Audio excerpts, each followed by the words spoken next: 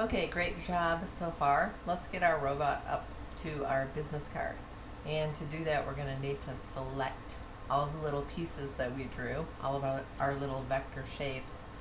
And we're going to need to group them together so they move together as one object. Then we can go ahead and shrink him down and move him up to our business card. So to do that, we're on page 2 in our document. And you can go to your keyboard and hit Command A. And that selects everything on your page. Well, everything on your page, and if you had things outside of your page. So with everything selected, because to affect it we have to select it, you can right click and go down to Group, which is also Command G on your keyboard. You can also find this up in the InDesign menu at the top under Object, Group. So go ahead and group your little guy together. Now he's one shape, so you can move him around as one united shape. Now let's shrink him down so we know he has to be quite a bit smaller to fit on our business card. To do this, we're going to transform these shapes, and you can right click and go down to Transform Scale.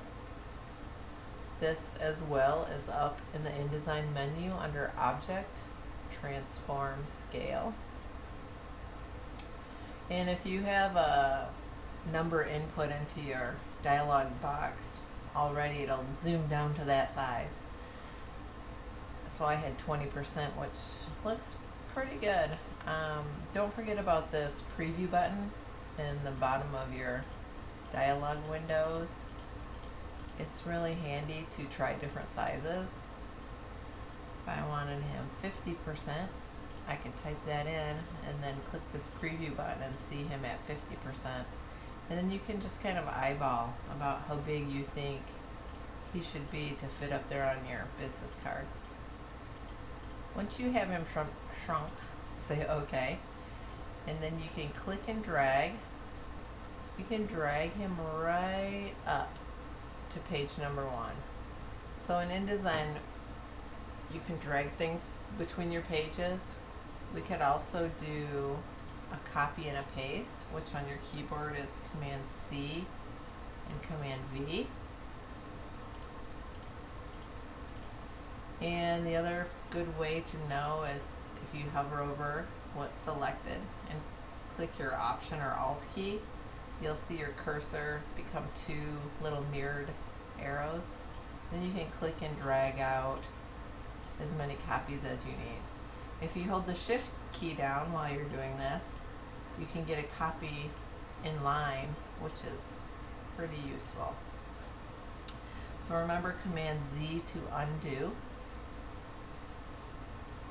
And remember Command Shift Z to redo.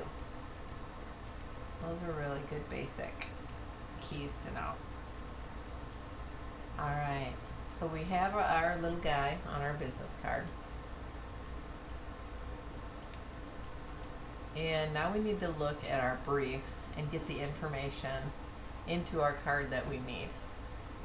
So you'll head back over to Moodle and open up that letter from our friend Johnny, and we're going to type in all that information into this card.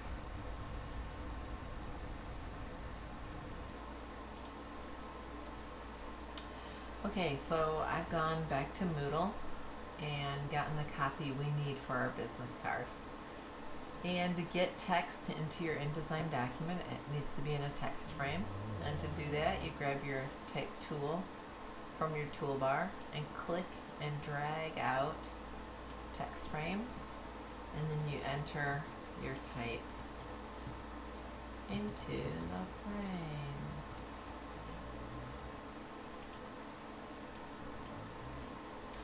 Remember, these text frames have anchor points all the way around them, which you can click and drag on to change the size and shape of these.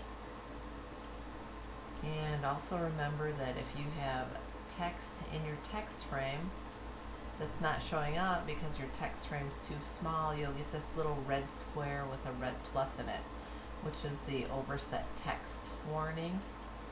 And it just lets you know, hey, there's type in here that doesn't show, so you should probably make your text frame bigger. Okay, so we've shrunk our robot down by right-clicking on him and transforming his scale. And now we need to get our copy onto our card. And remember we talked about centering type in text boxes, that if you center your type, it's centered in your text frame, but it's not centered to the page. So an easy way to do this is to stretch out your text frame so it's flush with both sides of the business card, and then you can be sure your type inside is centered on the page. So here's the basic information for our page. And now we have to think about looking at this page and thinking about page layout. What's most important? We need to start using some visual hierarchy in making some decisions about laying out this page. So when you think about a business card, obviously the most important thing really is the person's name on the business card. So I think we should start out by making Johnny Smith bigger. And to do this, you can click 3 times to select an entire line of type. Remember, if you click twice, it selects a word. You can also click and drag over type to select it. So be sure you have your type tool, and if you want to hit Command T on your keyboard, your character panel will pop up, and you can style your type right here in the character panel. You can also style your type up here from the contextual menu, which shows up if you have your type tool selected. Remember, if you're on your selection tool, this top contextual menu or control bar changes to reflect whatever tool you're on. So be sure you're on your type tool, and then you'll be able to style from the top bar. So let's make Johnny's name bigger. And when we're thinking about typography and fonts, we want to visually communicate meaning with those. So when you think about this guy's company, Robot Love, let's style this Robot Love text right now. I think it should be something techno-y, and I had chosen this one, which is a little bit challenging as far as legibility goes, but it looks cool, so I am going to go ahead and use that one. The tagline, we should think about contrast with the tagline. That should probably be a little smaller, maybe an italic. Maybe use tracking to spread that type out.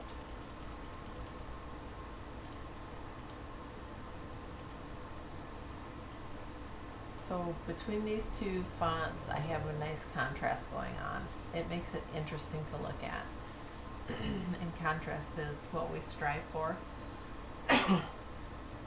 in our typography and our graphic design.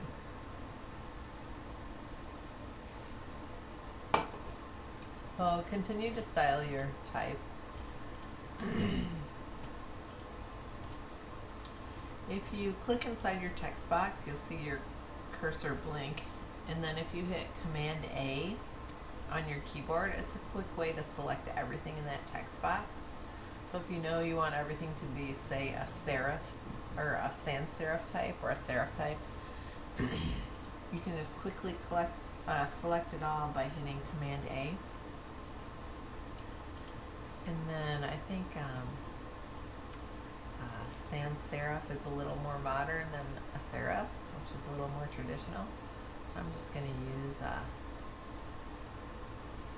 Graphique or Helvetica, always good choices.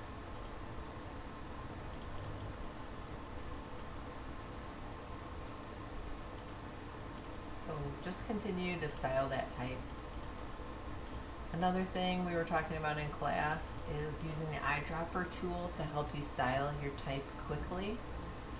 So if you select a word to affect it, we have to select it.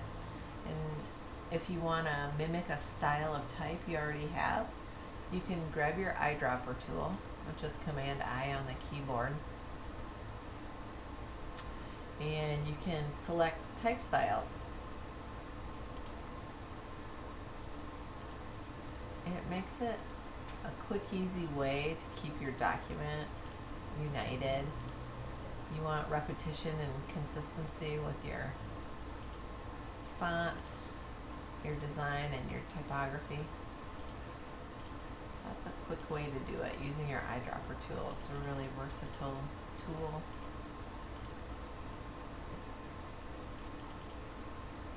So go ahead and style this type.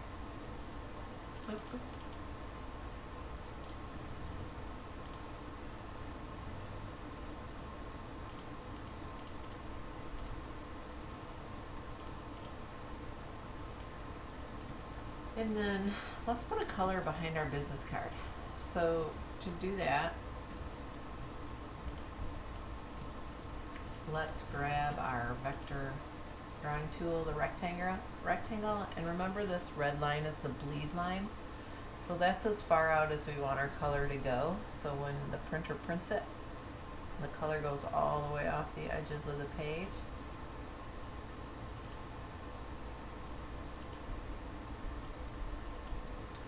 And then that shape is in front of all of our type and art, so we need to send it to the back. So we can right click on this and go down to, where is it? Arrange, send to back.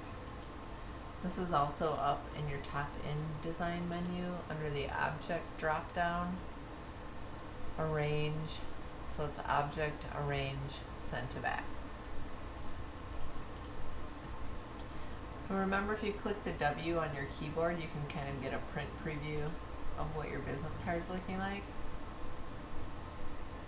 If you select your robot, you can try some things over here in the swatches panel. Remember, if you don't see the swatches, be sure your workspace is on Essentials Classic. And if you still don't see it, remember that all of our panels are stored up in the InDesign menu under the window. And to find the swatches, it's window, color, swatches.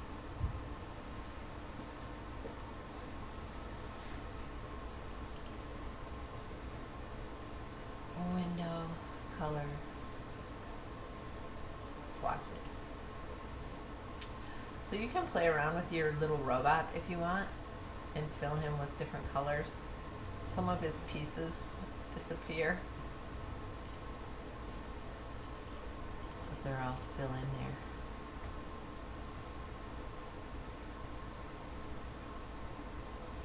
there. If you remember the difference between your selection arrow and your direct select, if you grab the white arrow, you can just grab pieces of your robot and fill different pieces with color.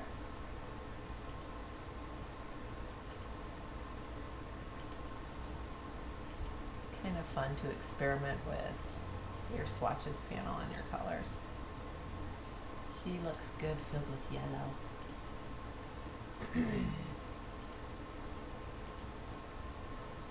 So remember that direct selection and selection tool difference.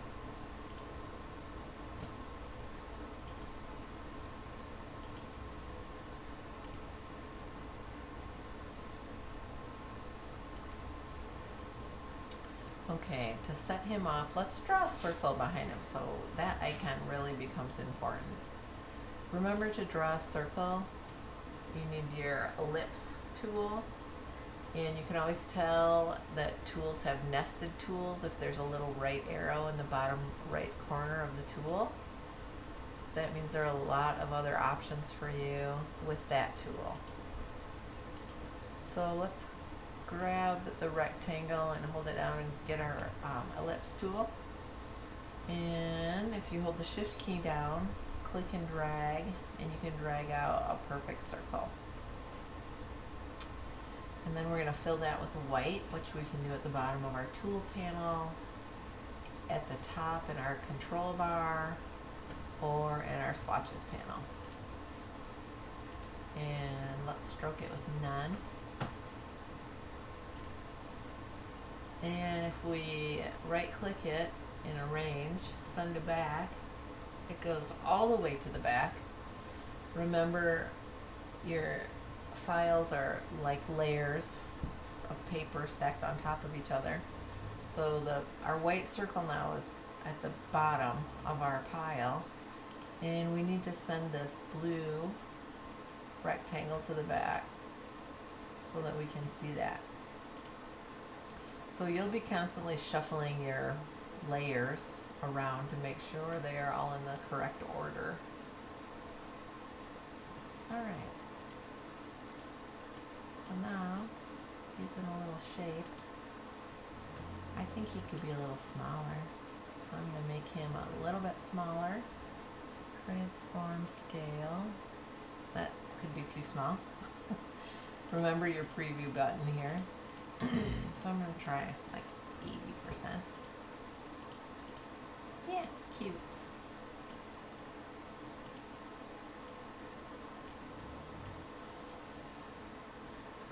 Alright, that pretty much finishes up the business card assignment. Style your type as you see fit using the design principles that we've been learning, and be sure you get it turned in.